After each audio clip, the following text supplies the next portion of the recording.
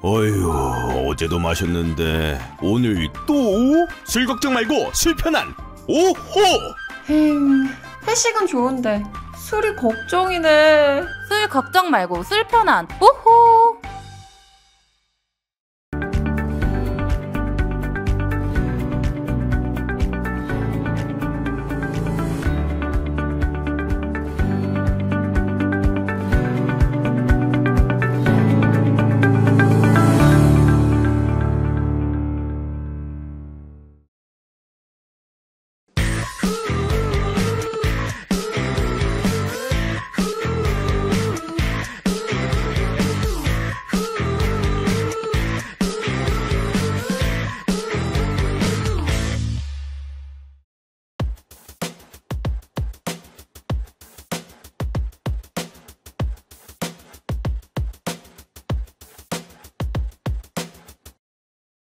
스픽스 구독자 여러분 안녕하세요. 마키아벨리입니다. 저는 오창익입니다. 정치를 보는 눈 마키아벨리. 오늘도 전문가 중에 전문가 박진영 교수 모시고 함께 정가 소식 풀어가 보겠습니다. 어서 오십시오. 네, 안녕하세요. 네, 뉴스가 어떻게 선거가 끝나도 매주 이렇게 쏟아집니다. 그렇죠. 네. 이거는 한국 사회의 정치적 안정성이 떨어진다는 뜻이기도 하고요. 네. 한편으로 보면은 윤석열 정부가 이제 벼랑 끝으로 치닫고 있다라는 반증이 아닌가 네. 그런 생각이 듭니다. 보통 이렇게 총선을 많이 경험해 보셨잖아요. 그러면 네. 선거가 끝나면 새로 원구성할 때까지는 약간 뭐 휴직이랄까? 놀러 가죠, 보통. 아, 놀러 가니까. 아, 여행 가고. 떨어진 사람들도 놀러 가고. 네네. 그다음에 이제 재선 3선 된 사람들은 원내대표한테 네. 슬쩍 이제 문자 한 통, 저는 상임위 여기로 보내주세요. 이런 거 해놓고 보통 놀러 가죠. 네. 그러니까 재충전의 시간일 수밖에 네, 없군요. 보통 그렇죠. 네. 근데 요즘은 보면 여야가 다 바빠요. 분주하고. 네. 뭐 계단 앞에서 시위도 해야 되고. 또 토요일 오후에 또 큰 집회도 있고 그런데 하여튼 하나하나 따져보도록 하겠습니다. 목요일이었죠. 노무현 대통령이 돌아가신 지 벌써 15년이 됐습니다. 그러게요. 참 세월이 빠르다는 생각이 듭니다. 과거에는 우리가 노무현 대통령 기일만 되면 눈물이 나고 슬프기도 하고 또 안타깝고 그랬는데 이제는 좀 뭐라고 해야 됩니까? 그 노무현 대통령의 이 뜻을 어떤 식으로 개성할 것인가 그리고 또 이 대한민국의 미래가 노무현이 만든 그림대로 갈 것인가 라는 이제 좀 이가에 살짝 웃음을 띠면서 그 뜻에 이 따르는 방법에 대해서 이야기해도 되는 시기가 되지 않았나 그런 생각이 듭니다. 뭐 노무현 대통령에 대한 평가는 여럿 있을 텐데 당연히 뭐 공과가 있을 거고요. 그런데 우리 박 교수님이 평가하기에 노무현이란 대통령 임기 5년 동안 이거 하나는 좀 챙겨봐야 된다. 이건 정말 중요한 역할을 했다라는 게 있다면 뭐가 있을까요? 꼽아보신다면. 노무현 대통령은 눈에 띄는 상징적 유산을 가장 정확하게 남기신 분이다. 그런 생각이 듭니다. 세종시, 그다음에 전국에 있는 10개의 혁신도시. 이거 다 노무현 대통령의 유산 아닙니까? 뭐 전남 나주에 뭐 한전을 보내고 그렇죠. 그걸 혁신도시로 하고 이런 거요. 네. 그런 생각이 들고요. 또 한편으로 보면은 이제 노무현 대통령의 2030 계획이라는 것이 한국 사회가 가야 할 바를 중장기적으로 밝혀주셨어요. 이명박 대통령 들어서서 노무현 대통령을 탄압을 하고 죽음으로까지 내몰면서 그 서류를 창고에 집어넣었다가 결국은 다시 꺼냈어요. 워낙 잘 만든 계획이고 박근혜 정부 때도 마찬가지고 문재인 정부 때도 그 계획을 다시금 꺼내서 썼다라고 이렇게 저는 알고 있습니다. 그리고 또 하나는 한미 FTA입니다. 결국은 FTA를 통해서 한국 사회가 이 수출 주도형 경제를 바탕으로 해서 글로벌 10대 강국으로 들어가는 하나의 초석을 닦았다. 저는 그렇게 생각을 합니다. 그런데 집권 도중에는 사실은 뭐 인기도 좀 없고 그렇죠. 그다음에 논란도 많고 그랬는데 일종의 미래를 보는 대통령이었던 겁니까? 그럼 어떻게 이제 노무현 대통령 돌아간 지도 15년이 됐고 뭐 집권이 끝난 지도 꽤 오래됐으니까 역사적 평가를 해야 될 때잖아요. 그렇죠. 어떻게 보십니까, 교수님? 저는 이제 민주당 계열의 3명의 대통령이 좀 굉장히 스타일이 다르다. 그런 생각이 듭니다. 김대중 대통령은 중장기 플랜과 그다음에 단기 현안 관리, 정치적 위기 관리 모든 부분에 이제 능하신 분이었다. 그런 생각이 듭니다. 김대중 대통령이 엘빈 토플러의 제3의 물결을 감옥에서 읽고 네. 실제로 대통령이 되시고 난 뒤에 엘빈 토플러를 불러서 특강을 듣습니다. 그리고 한국을 IT 정보화 강국으로 만들어야 되겠다고 결심을 하죠. 이 중장기 플랜을 짜신 겁니다. 네. 중장기 플랜도 짤 수 있는 능력이 있으셨고 남북 관계도 당연히 중장기 플랜입니다. 그리고 단기적으로 봤을 때는 DJ 비연합이라든가 또는 뭐 이 보수 세력을 안기 위한 노력들 이런 정치적인 타협책들도 더 잘합니다. 그런 부분에 있어서 중장기 플랜과 현실 정치를 풀어가는 능력 모든 부분에서 탁월하신 분이었다. 그런 생각이 들고요. 노무현 대통령은 물론 뭐 정치인이었으니까 당장의 그 여론조사 수치 관리라든가 이런 거 하고 싶었을 겁니다. 그러나 이제 그런 부분들을 내려놓고 때로는 자기 지지층들의 반하는 정책들도 적극적으로 추진하면서 진짜 이 한국 사회의 전환기를 주도적으로 끌고 나가신 분이다. 그런 생각이 드는 게 아까 말씀드린 것처럼 한미 FTA 문제, 네. 그다음에 이라크 파병 문제, 혁신도시라든가 지방분권 문제, 굵직한 의제들을 직접 실천하신 분이에요. 사실 개성공단도 DJ 대통령이 계획을 세웠지만은 2003년부터 시작을 하거든요. 네. 노무현 대통령 때부터 본격화된 겁니다. 그런 부분에 있어서 집행하고 결단하고 하는 부분에 있어서 탁월하신 분이었다. 네. 그런 생각이 들고요. 역으로 문재인 대통령은 중장기 플랜보다는 현실 정치에서의 지지율 관리 그리고 또 조심성 있는 하나의 위기 관리 이런 부분에 집중하지 않았나 그런 생각이 듭니다. 예를 들자면 코로나 경제 문제라든가 또는 이 남북 관계의 긴장 관계 이런 부분들을 관리하는 측면에서는 탁월한 분이었다 이런 생각이 드는데요. 살짝 미흡한 부분이 있다면은 노무현 대통령처럼 중장기적인 계획을 갖고 결단을 내려서 한계의 성과를 내는 부분 이런 부분에는 조금 미흡하지 않았나. 네. 특히 이제 북한 문제에 있어서 남북한의 문제도 아주 균형 있게 접근하셨고 미국과의 관계도 아주 뭐라고 합니까 수용을 하면서 했지만은 결단을 내리지 못해서 개성공단을 다시 못 열고 결단을 내리지 못해서 이 금강산 관광을 재개하지 못했고 뭐 저는 그런 좀 아쉬움이 있습니다. 사실은 뭐 금강산 관광을 재개하는 데서 멈추는 게 아니라 묘양산도 가고 어디도 가고 이렇게 한 걸음씩 더 나가야 되는데 예전만큼도 하지 못했다. 이런 좀 뭐 아쉬운. 네. 미국 주도의 유엔 제재라는 것은 네네. 현실이 있습니다만은 국제 정치라는 것은요. 그걸 깨도 돼요. 그럼 그리고 설득해 나가는 거죠. 한미동맹 체제 하에서. 뭐또 깨도 네. 되는 겁니다. 네. 사실은 정치라는 것은 네. 깨고 난 뒤에 또 복원하고 하는 거지. 그 틀 속에서 계속해서 모색하는 것은 사실은 좀 한계가 있죠. 네. 그 노무현 대통령 추도식 관련해서 네네. 사진이 한 장 공개됐는데 많은 사람들이 주목하고 있어요. 네 사람이 찍었죠. 문재인 전 네네네. 대통령, 그다음에 이재명 대표, 조국 대표, 그리고 김경수 전 경남지사까지 이 사진을 언론에 공개한 까닭 이건 뭡니까? 네 명이 뭔가 메시지가 있는 거잖아요. 하필이면 4명만. 네 명이 합의 봤다. 네. 이런 뜻인 것 같아요. 뭘 합의 봐요? 윤석열 끌어내려라. 정말요? 그렇지 않을까요? 그러면은 그 합의를 주도한 분은 누가 뭐래도 문재인 대통령이겠네요. 문재인 이재명 대표라고 봐야 되겠죠. 현실적인 영향력을 가장 많이 가진 분이니까. 네. 어떻게 해서 그렇게 읽으시나요? 메시지를? 검찰개혁 이야기를 하세요. 네. 지금 검찰개혁이 무슨 법을 바꾸는 게 검찰개혁이 아니잖아요. 아니 법도 바꿔야죠. 뭐. 수사권, 기소권 본질적으로는 분리한다면. 검찰 독재 정부를 몰아내는 게 네, 검찰개혁이죠. 네. 그런 측면에서 저는 조국 대표가 나와서 검찰개혁 이야기를 전했습니다. 문재인 대통령도 검찰개혁 이야기를 하셨는데요. 그 두 사람이 이야기한 검찰개혁은 검찰 독재 정부를 끝장내라. 저는 그렇게 해석을 했습니다. 네. 그러면은 김경수 전 지사는 좀 의외의 인물 같기도 해요. 지금 네네. 일단 사면도 안 돼.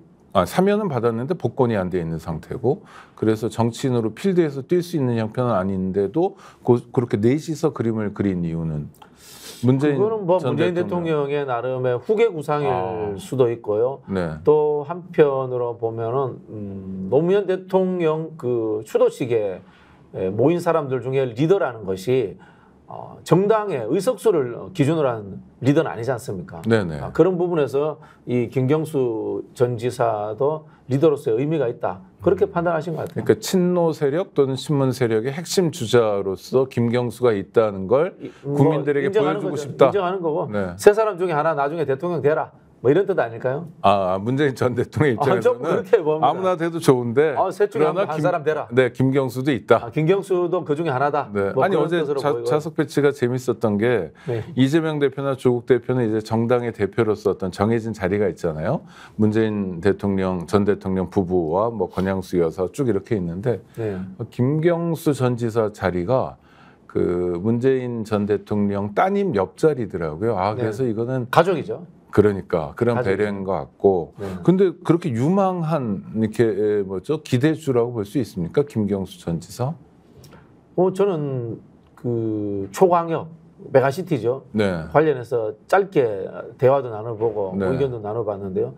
담론과 강론을 동시에 이해하는 몇 안 되는 정치인. 그거 그렇게 굉장히 칭찬하시는 거 아니에요? 네네. 담론과 강론을 네네. 이해하는 네네. DJ급인가요? 아니 근데 되게 지금 표현만으로는 굉장히 굉장히 좋게 봤습니다. 그렇습니다. 그 메가시티 일을 같이 했었습니다. 네네. 초광역 그 부울경 통합이죠. 네. 그 일도 같이 하고 또 어떤 일이 있었냐면은 저희가 이제 스마트 팩토리를 주장을 했었습니다. 제가 문재인 정부에서 뭐 한직에서 일했지만 네네. 뭐 스마트 팩토리 이야기를 했는데 그러니까 저희가 어떤 개념이죠? 그 이야기를 네. 주장한 것은 4차 산업혁명 뭐 이런 이야기를 합니다만 그게 구체적으로 일자리로서 손에 잡히잖아요. 네. 스마트 팩토리는 뭔가 하면은 지금 3D 업종이라고 이야기하는 중소기업의 일자리들을 3D를 제거해 주는 겁니다. 스마트하게. 쉽게 말하면 로봇이 들어가고 센서가 들어가고 해서 사람은 오퍼레이팅만 하면 되는 겁니다. 노동 조건들을 개선시키기 위한 획기적인 접근을 해보자. 그렇죠. 네. 그래서 이 스마트 팩토리가 되면은 일단은 인간의 그 육체적 노동이 90% 이상 떨어지고 그다음에 노동 환경이 좋아집니다. 그럼 일자리가 줄어들지 않을까요? 그렇지 않습니다. 네. 그렇지 않습니다. 지금 우리 일자리가 모자라는 거 아세요? 사람이 모자라는 거 아세요? 어떤 곳에서는 그렇더라고요. 네. 그게 대한민국의 일자리 남아도입니다. 그래서 해외 노동자들을 데리고 와서 일을 시키기도 하고 그런 상황이 벌어지는데 내국인들이 한국인들이 그 일자리 안 가려고 해요. 안 가는 이유가 3D 업종이다. 네. 라고 이야기를 합니다. 3D 업종의 핵심들이 일단 더티하다. 그리고 뭐 덴저러스하다. 그다고 실제로 이 뭐라고 하면 육체적 힘이 많이 든다. 네네. 이런 부분인데 그걸 해결할 수 있는 게 스마트 팩토리예요. 그리고 또 제가 제안했던 게 지금 중요 산업단지에 융문화 적객 업소가 못 들어갑니다. 네. 그럼 예를 들면 이런 겁니다. 공장 안에는 공단이 있지 않습니까? 산업단지에 노래방도 못 들어갑니다. 그리고 뭐 볼링장도 못 들어갑니다. 술집도 못 들어갑니다. 그럼 심심하네요. 심심하죠. 네. 심심하죠. 특히 이제 그 남성 노동자들 같은 경우는 연애를 못 합니다. 거기 들어가면 칙칙한 작업복 입고 다녀야 됩니다. 네. 이걸 해결해 줘야 된다. 그리고 물론 노동에 대한 기본 인식도 바꿔야 된다. 네. 그러면은 젊은이들이 스마트 팩토리로 갈 것이다라는 이제 저는 구상을 했던 거예요. 네. 실제로 제조업에 가면은 기초임금 플러스 해가지고 이제 지자체 지원금, 뭐 산업단지 지원금 이렇게 해서 초봉한 실수령 한 250 가까이 됩니다. 월급 적지 않아요. 네. 근데 젊은이들이 안 가는 거예요. 그래서 저는 스마트 팩토리 사업을 해야 된다는 주장을 했고 그걸 청와대에 이야기했는데 청와대 이해도가 떨어지더라고요. 네. 그래서 이제 우회에서 김경수 지사 쪽에 경남 쪽을 이렇게 표현이 그렇습니다만 우선 설득을 했죠. 네네. 그런 시범 사업을 해보자. 그렇게 하면서 이제 김경수 지사가 이해도가 있더라고요. 그래서 그 김경수 지사가 역으로 나중에 그 청와대를 설득했던 그런 기억이 있습니다. 네, 좋습니다. 하여튼 뭐 그 미래가 있는 또 미래를 개척해 나갈 정치인이 하나, 둘, 셋, 뭐 어떤 그 이상이 있다는 건 그만큼 뭐 우리의 자산이니까요. 그렇죠. 이재명 대표하고 유사한 점이 도지사를 해봤잖아요. 네. 이 도지사라는 것이 작은 공화국이지 않습니까? 그렇죠. 종합 작은 행정이죠. 국가를 운영을 해봤기 때문에 그런 좀 인식이라든가 실력을 갖춰지게 된 것 같아요. 네. 아니 뭐 먹고 사는 얘기를 말씀을 하셔서 문득 궁금한 게 1사분기 통계가 발표됐는데 중요한 포인트가 물가가 많이 올라서 실질 임금이 떨어졌는데 이 떨어지는 정도가 7년 만에 제일 많이 떨어졌다. 뭐 이런 거잖아요. 심각한 상황 아닌가요? 심각하죠. 지금 저성장 사회에 이제 들어온 겁니다. 이거는 단기적인 측면이 아니라 실제로 보면 이제 글로벌 경기의 문제와 한국 사회의 산업 구조 문제가 직접적으로 저는 이제 깔려 있다. 그런 생각이 들거든요. 이걸 이제 헤쳐나가려면 신성장 산업이라든가 이런 부분에 대해서 정부가 주도해서 어떤 이 투자 여건을 만들고 뭐 자본도 유치하고 하는 네. 또 기술도 개발하고 하는 이런 전략이 필요합니다. 근데 지금 이 정부가 그런 능력도 없고 그런 개념도 없어요. 어디 가서 뭐 80년 초에 뭐 밀턴 프리드만 이야기하는 수준이다 보니까 굉장히 저는 뒤처질 것이다. 이런 우려를 하고 또 있습니다. 하나는 뭐 신성장 동력을 확보하는 것도 되게 중요하지만 지금만큼 살더라도 물가가 너무 많이 뛰지 않아서 네네네. 요만큼의 생활이라도 소득이라도 쭉 유지했으면 하는 아니 네. 뭐 더 잘 살면 좋겠지만 이 바람마저도 깨지고 있잖아요. 네네. 그 밥상 물가가 특히 지금 서민들이 힘들게 하는데 네. 정부의 움직임은 제가 안 보는 건가요? 저는 안 보이던데요. 아니 대통령이 네. 물가 관리 이야기하니까 대파를 수입하고 뭐 이런 그 저기 네, 지원금을 주고 875, 이런 이야기 하지 않습니까? 기본적인 이해가 안 돼 있는 거잖아요. 이 농수산물은 이야기 나오면 늘 유통구조의 문제, 네네. 생산자와 소비자의 직거래 문제 이런 것들 기본적인 거 아닙니까? 그것도 모르는 사람인데 무슨 기대를 하겠습니까? 큰일이네요. 그리고 저는 기본적인 생각이 일반적인 진보적인 분들하고 좀 다른데 성장에 대해서 눈을 떼고 분배와 그다음에 물가 관리 측면으로 가는 순간 한국 사회는 이 뭐라고 합니까? 늙은 자본주의가 된다고 생각합니다. 늙은 자본주의. 한쪽만 쳐다보면 유럽식 안 된다. 그 네. 과거의 노년화된 복지국가 형태로 흘러가기 때문에 저는 국가가 늘 혁신 성장을 주도해야 된다고 봐요. 네네. 한국 사회는 진보나 보수를 막론하고 이 역사가 혁신 국가의 역사입니다. 박정희의 개발 독재도 사실은 혁신 국가입니다. 네. 김대중 대통령의 정부화 국가도 혁신 국가입니다. 노무현 대통령이 주장했던 이 뭐라고 이야기하죠? 뭐 신자유주의를 일부 수용하고 FTA를 하고 하는 이 시장 개척의 역사 이것도 혁신 국가의 역사입니다. 박근혜조차도 이 창조 경제라는 것은 혁신 국가의 영역 속에 있었던 겁니다. 네네. 한국은 워낙 작은 국가고 그 다음에 이 수출을 하지 않으면 먹고 살 수 없는 나라이기 때문에 국가 주도의 혁신 국가적 이 성향들을 버리는 순간 저는 늙은 자본주의 국가가 된다고 생각합니다. 그러니까 지금 윤석열 정권을 평가하면 네. 무슨 혁신 국가로서의 비전을 포기하는 정도가 아니라 국정 운영에 대한 전반적인 이해가 없는 폭망국가죠. 폭망국가. 폭망국가. 폭망국가. 아무것도 안 하면 차라리 나은데 네. 뭘 해서 망가뜨리게 하는 폭망국가죠. 뭐 의사 문제도 마찬가지 아닙니까? 네네. 자신 없으면은 다음 정권으로 넘기면 돼요. 박근혜 정부가 그런 머리 잘 굴렸거든요. 부동산 문제가 한국에서 늘 이 화약고 같은 거 아닙니까? 네. 박근혜 정부가 초이 노믹스하면 다음 정부로 넘겨버린 거예요. 돈 풀어버리고.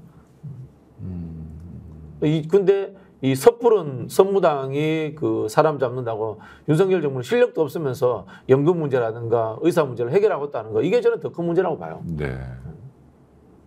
그러니까 자꾸 메시지가 윤석열 정권이 좀 정돈이 돼야 된다. 정도는 안 됩니다. 아니 그 정돈이라는 게 정리가 돼야 된다. 그렇죠. 윤석열이 정리돼야죠. 그러니까 예, 네, 윤석열이라는 부분이 정리돼서 나가야죠. 그래야 민생이든 뭐 국가 비전이든 국민들의 삶이든 네. 이런 문제를 해결할 수 있다는 결론으로 자꾸 모아지는데 네. 한국 사회의 관료 사회가 네. 굉장히 초초 엘리트들로 구성되어 있습니다. 네네. 이분들이 대한민국을 역동성 있게 끌고 가는 데는 유능함이 떨어질 수 있어요. 그러나 망하지 않게 합니다. 네네. 얼기설기 이 가로축 세로축으로 꿰놔가지고 그 이 매뉴얼을 워낙 꼼꼼하게 만들어 놔가지고요. 망하고 싶어도 잘 안 망하는 나라가 대한민국이에요. 네네. 네, 그 정도 돼 있는데 이걸 지금 윤석열 대통령이라는 사람이 들어와가지고 얼기설기로 깬 걸 받고 빼내려고 해요. 연금 문제라든가 의사 문제, 노동개혁 문제 이런 것들을 그러면 망합니다. 아무것도 안 하는 게 제일 잘하는 겁니다. 윤석열은.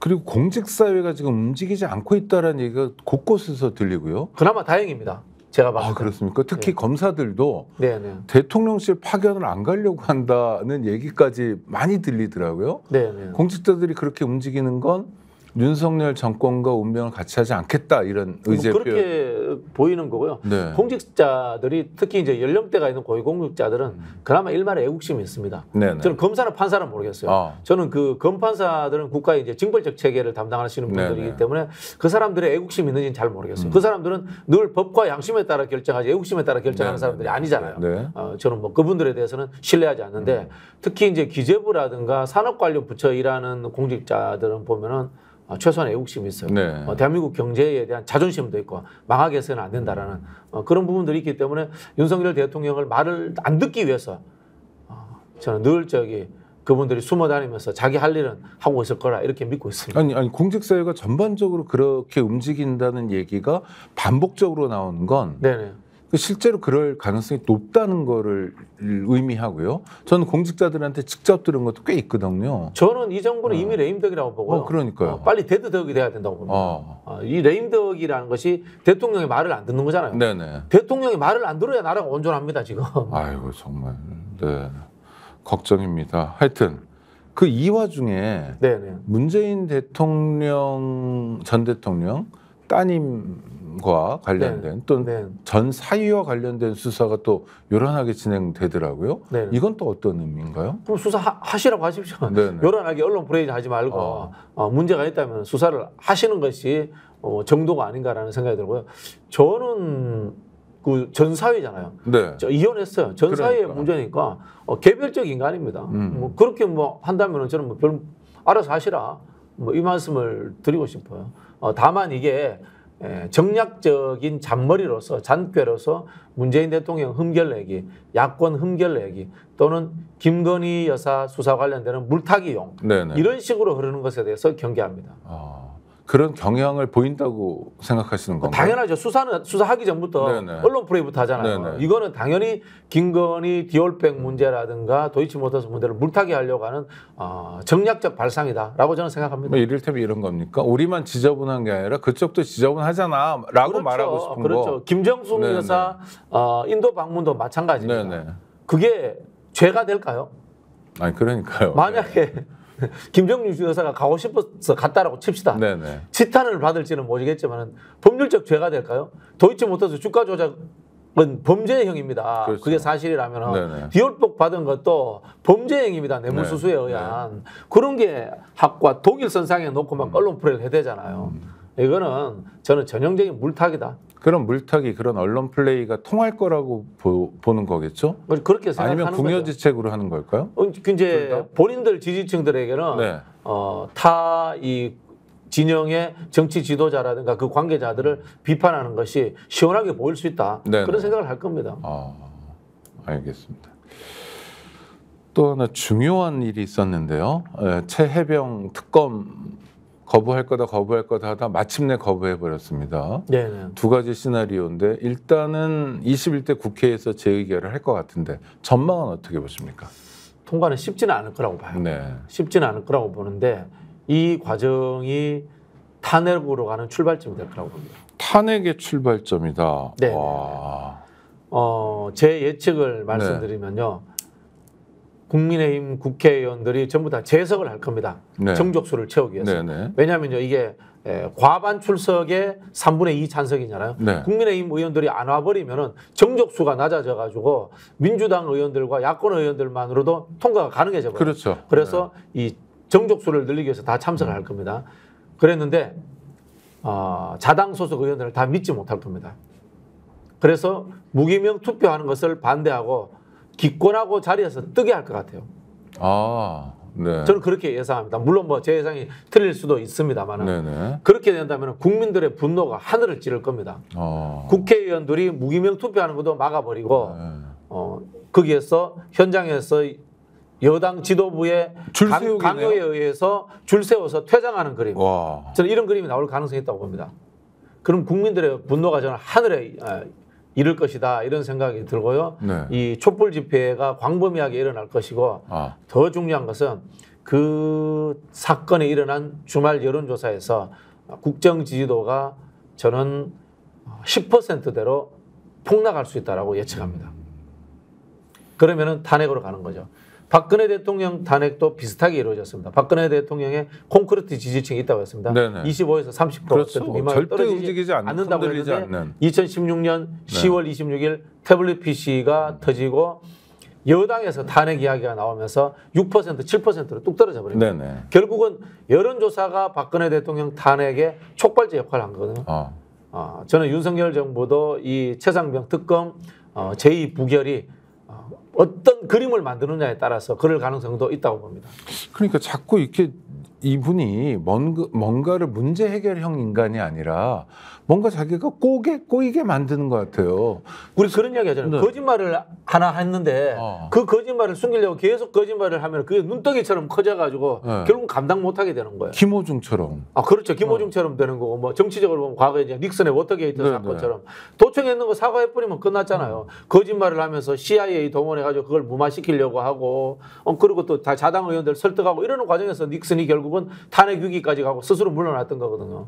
똑같은 일이 저는 벌어질 거라고 봐요. 그러니까 뭐랄까 그 부부를 보면 법집행 공무원으로서 오래 살긴 했지만 사실 검사 생활을 하면서 되게 많은 편법, 되게 많은 반칙을 썼던 것 같은 느낌이 많이 들고요. 그런데도 불구하고 그런 게 여태까지 통했고, 뭐 박사학위도 그렇고. 그렇죠. 사과와 반성을 안 하잖아요. 네. 그러니까 끝까지 가는 거예요. 끝까지 거짓말을 키우는 거예요. 우리 진짜 평론가들 중에도 그런 분들이 있어요. 네. 자기가 막 예측을 하잖아요. 그쵸. 틀렸잖아요. 네. 저 잘못 틀렸습니다. 실수했습니다. 사과해버리면 되거든. 그렇죠. 그때는 그렇게 보였는데. 그때 그렇게 보였는데 네. 그렇습니다. 근데 사과 안 하면 어떻게 하면 계속 변명해야 돼. 그 논리를 이어가야 돼. 네네. 그러면 저 평론가는 상습적으로 우기는 사람이구나. 억울로 끄는 사람이구나. 네. 그렇게 평판을 받게 돼요. 아니 근데 제가 혹시나 잘못한 거 있으면 바로 사과드리겠습니다. 네. 아니 저도 좋아하는 과일이 사과라 네네. 사과는 언제든지 할 수 네. 있는데 아니 그게 아니라 평론가가 아니잖아요 이분은. 그렇죠. 국정의 국가를 최고 운영하는 책임자잖아요. 사람이에요. 네. 근데 길이 보인다는 거 아닙니까? 교수님 보실 때는 네. 이런 식으로 가면 탄핵을 향해서 한 걸음 한 걸음 자기가 걸어 들어가는 거다. 네, 네. 와 지금이라도 근데 멈춰야 제가 보기에는 윤석열 대통령 방법이 없는 것 같아요. 돼. 대통령이 된 게 잘못인 것 같아요. 저는 윤석열 대통령 검찰총장 마치고 네. 그때 그 외국으로 도피하거나 외국으로 망명했어야 되지 않을까. 뭐 망명은 안 받아줬겠네요. 외국에서. 네네. 그런 생각이 듭니다. 대통령이 됨으로 인해 가지고 본인이 저질렀던 과거의 어떤 비리 의혹이라든가 부패 의혹 이런 것들까지도 다 그 도마 위에 올라 버렸잖아요. 네. 그래서 만약에 탄핵이 안 되고 임기를 무사히 마친다고 하더라도 후임 대통령이 그 정부에서 그냥 두겠습니까? 누가 되든. 누가 되든. 노태우도 자기를 대통령 그렇죠, 만들어는 그렇죠. 전두환도 백담사 보내는 네, 육사 동기인 상황인데 뭐 예를 들어서 한동훈이들 그냥 두겠습니까? 저는 이분의 인생 말로는 뭐 이미 정해져 있다고 봅니다. 아니 그러니까 그거를 네. 아무리 바보여도 알 거 아니에요. 자기가 불안하다는 걸. 네. 불안하다는 걸 아니까 지금 저런 식으로 행보를 보일 텐데 네. 그게 바보 같은 짓이고 지금이라도 네. 뭐 정말 뭐 인정할 건 인정하고 하면서 사태를 해결해 나가는 게 네. 자기 부부의 안전을 위해서도 좋은 일 아닐까요? 저는 뭐 대국민 사과하고 네. 인생 자체에 대해서 반성하면서 임기 단축해서 개헌하겠다. 후임 안전판을 보장해 주십시오. 국민들께 석고되지 않은 거. 그게 그나마 유일한 방법인데 그런 사람이 아니기 때문에 결국은 저는 뭐 말로는 정해져 있다고 봅니다. 그런데 그 시간 동안 네. 앞서 말씀하신 것처럼 대한민국이란 국가는 끊임없이 혁신해 나가야 되는데 혁신도 네. 못하고 네. 제자리에서 맴돌고 또 과거 회기적으로 뭐 정권 문제 가지고 국민들이 다시 길거리에 나오시는 건 네. 국민들에게 되게 몹쓸 짓 아닌가요? 그건 대통령이 만들어낸 씨앗이기도 하고요. 사실은 국회라든가 정치권이 그걸 해결하지 못하기 때문이라는 측면도 있거든요. 네. 저는 정치권이 한 발 앞서가야 된다고 봅니다. 정치권의 국회의원이라는 사람은 리더잖아요. 네네. 근데 왜 뒤처져서 국민들의 눈치만 보고 있는지 늘 그럴 때가 제일 답답합니다. 그러니까 교수님 말씀은 국민들이 길거리에서 촛불을 들고 대규모 항의 시위를 하기 전에 네. 정치적으로 계속 풀 수 있는 방법을 다양하게 모색해야 된다. 그렇죠. 법률 제도적으로 해결을 봐야죠. 이를테면 뭡니까? 특검 뭐 재의결이 그렇죠. 안 되면 다시 또 발의하는 거. 국정조사도 하는 거고 네. 개헌안도 던지고 대통령 탄핵안도 던지고 뭐 여러 가지를 해서 앞서가야죠. 근데 탄핵안을 던지면 네네. 탄핵이 인용되면 그래도 한국면이 넘어가는데 네. 헌법재판소에서 인용되지 않으면 네. 이것도 전국이 심각해지는 거 아닌가요? 저는 그렇지 않다고 봅니다. 그렇습니까? 이상민 행안부 장관 탄핵안 헌재에서 기각됐잖아요. 네. 전국이 심각해졌습니까? 아니지 않습니까? 왜냐하면은 법적인 증거를 못 찾아냈을 수 있지만은 네네. 이상민이라는 사람에 대해서 도덕적인 문제, 윤리적 문제로서 충분히 지탄받을 만한 사람이라고 국민들은 인정한 거예요. 네. 저는 사실 헌재가 잘못했다고 보고, 저는 뭐 늘 주장하지만 헌재 없애자는 주의자인데, 네. 이 해임시키는 거잖아요. 네. 해임시키- 정치적 파면이죠. 해임시키는 건데 거기에 형사법적인 유무죄를 따져서 해임시키는 거는 저는 적절치 않다고 봅니다. 민주주의라는 것은 그분이 민주주의적 일반론적 원칙을 어겼을 때는 해임시킬 수 있다고 봅니다. 법률적인 문제로 따지는 게 아니라고 봐요. 네. 그래서 저는 윤석열 대통령 만약에 탄핵을 했다, 기각됐다, 그러면은 그 역풍 불까요? 역풍 좀 안 분다고 봅니다. 왜냐하면은 국민들의 마음속에는 심리적, 윤리적, 도덕적으로 이미 탄핵했어요. 다만 법률적, 제도적으로 대통령의 임기가 보장되고 있을 뿐인 거예요. 네. 중요한 맥락은 그러니까 인신 구속을 다루는 형사법 논리로 탄핵을 보면 안 된다. 그 엉터리 헌법이라고 봅니다. 그런 부분에서 저는. 아니 헌법이 엉터리인 게 아니라 네. 헌법을 집행하는 뭐 헌재 재판관들이 잘못 접근하고 있는 거겠죠. 그렇죠? 네, 네, 네. 아니 그러니까 탄핵 소추하면 네. 그 소추한 것에 대해서 이제 따져보는 건 저는 필요한 절차라고 봐요. 아니 그렇죠? 뭐 저는 네. 여기에서 좀 이제 개헌해서 헌재 문제를 네, 좀 꼭 네. 다뤄야 된다고 생각하는데 헌재를 없애야 됩니다. 사법 과잉입니다. 네. 사실 대법원에서 위헌 법률 심사하면 되지 않습니까? 네, 네. 대부분의 나라들이 그렇게 합니다. 뭐 예전에 대한민국도 그랬었죠. 예전에 대법원 그렇게 했고요. 그다음에 삼부 요인에 해당되는 뭐 정치 지도자의 인사의 문제는 좀 국민투표에 붙이는 게 맞다고 봐요. 예를 들자면 국회에서 윤석열 대통령 탄핵하잖아요. 네네. 그럼 저는 그걸 국민투표 붙이는 게 맞다고 봐요. 네. 국민투표 붙여가지고 결정하는 것이 맞지. 이거를 뭐 헌재에서 판단한다. 네. 선출되지 않은 어떤 뭐 이 법률 해석하는 사람들이 결정한다. 이거는 저는 대의민주주의 정신에 위배된다고 봅니다. 네. 네. 미국 같은 경우에 하원에서 탄핵하면 상원에서 결정해 버리잖아요. 네. 그런 이유가 다 있는 겁니다. 그러니까 민주주의 일반 원리를 확인하는 네네.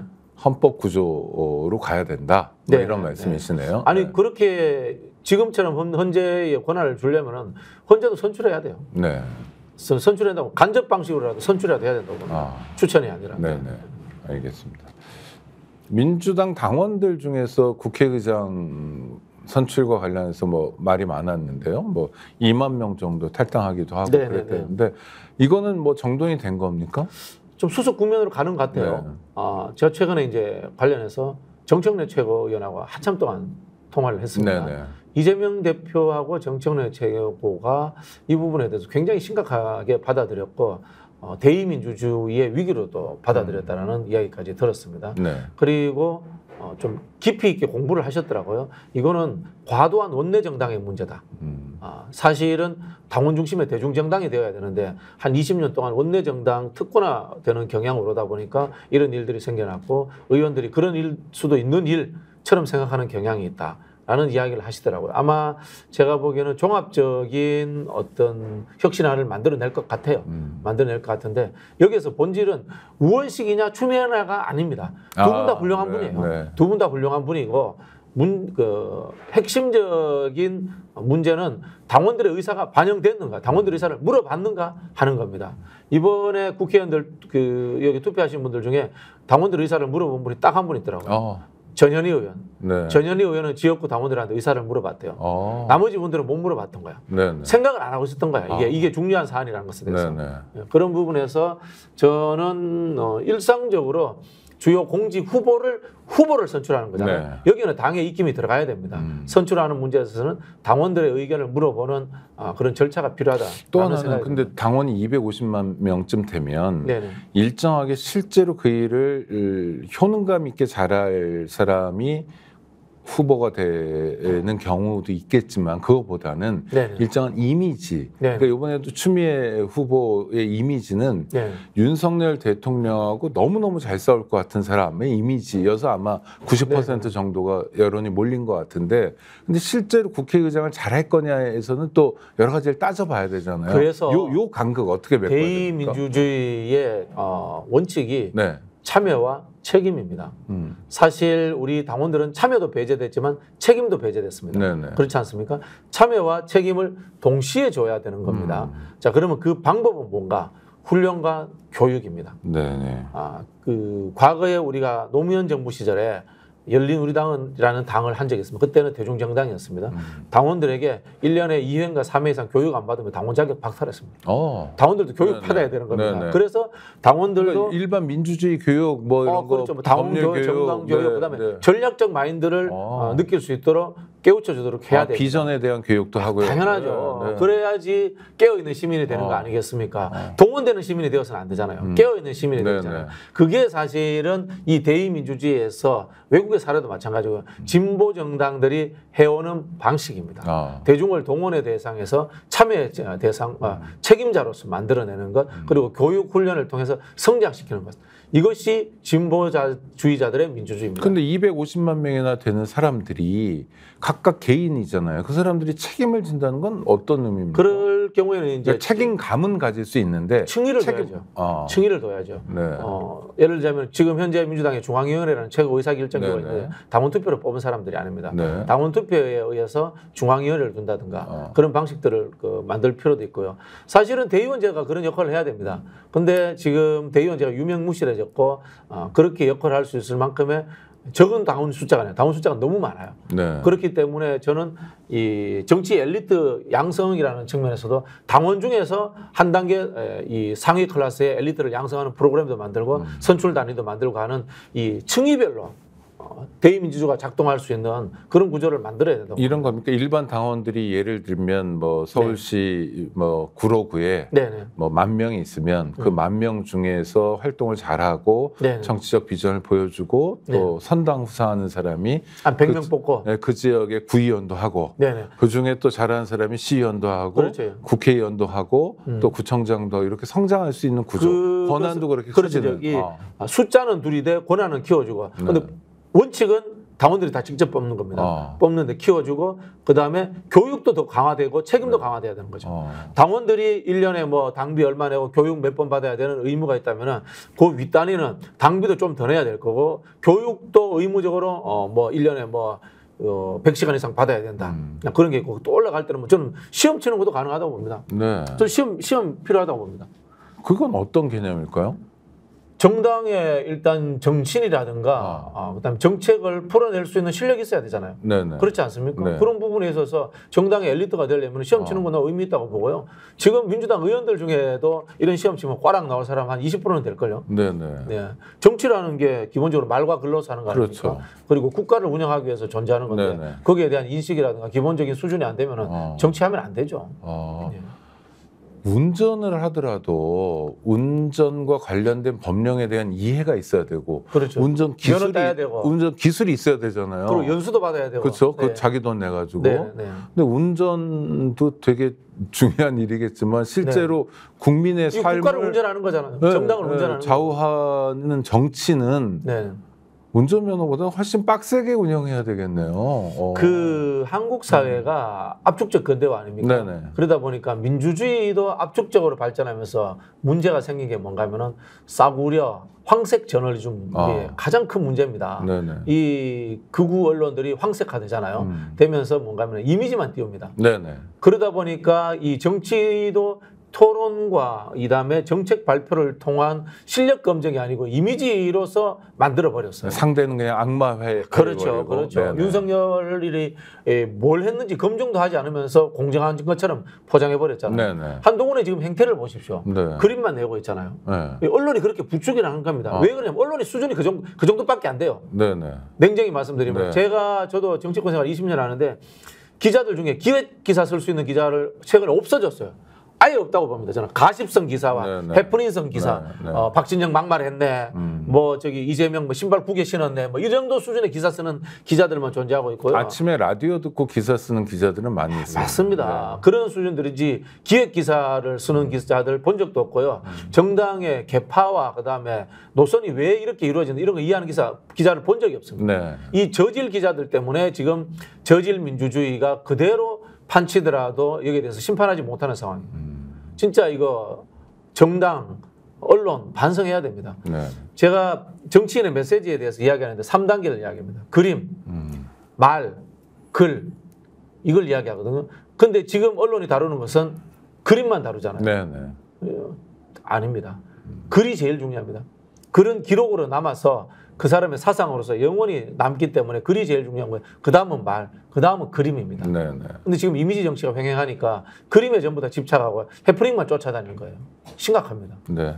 아주 중요한 포인트. 국회의장을 추미애가 하냐, 우원식이 하냐보다 더 중요한 건 우리 정치를 어떻게 실제로하냐, 우리 정치가 어떻게 민주화하냐 인 것 같은데 그런 면에서 교육도 필요하고 또 심지어 시험도 필요하고 이런 아이디어가 구체적으로 현실 정당에서 좀 실현됐으면 좋겠고요. 외국에 그렇게 합니다. 네네 그러니까 네. 독일 그 사민당이라든가 그렇게 네. 합니다. 그러니까 사민당의 뭐 160년 역사를 우리가 부러워할 것만이 아니라 네. 역사를 만들어 왔던 기저의 힘이 있다. 독일 사민당이 한 당원수가 한 40만, 50만, 네. 많을 때 한 60만 정도 되거든요. 독일 사민당도 당원수 누리려면은 뭐 700만, 800만까지 늘릴 수 있어요. 네. 근데 그렇게 하지 않는 거죠. 네. 정당의 당원이라는 것이 굉장히 자랑스럽고 교육받아야 되고 나름 우리 사회에서 주위에 나갔을 때 주위 사람들한테 이야기를 전파해서 주도할 수 있는 사람들이라는 그런 하나의 지역과 부문에서의 일꾼 엘리트 일꾼의 그런 하여튼 이미지가 만들어져 있어요. 우리도 참고해야 될 면이 적지 않은 것 같습니다. 마키아벨리 오늘은 여기까지 하도록 하겠습니다. 네. 교수님 고생하셨습니다. 감사합니다.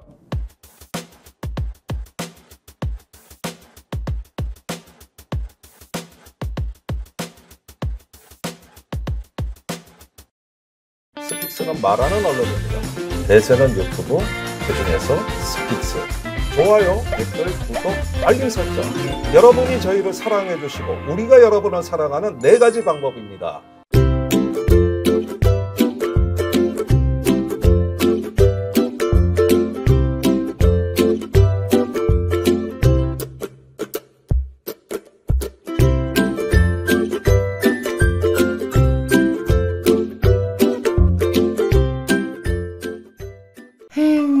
회식은 좋은데 술이 걱정이네. 술 걱정 말고 술 편한. 어허. 제가 술이 약해서 술 걱정 말고 술 편한 오호.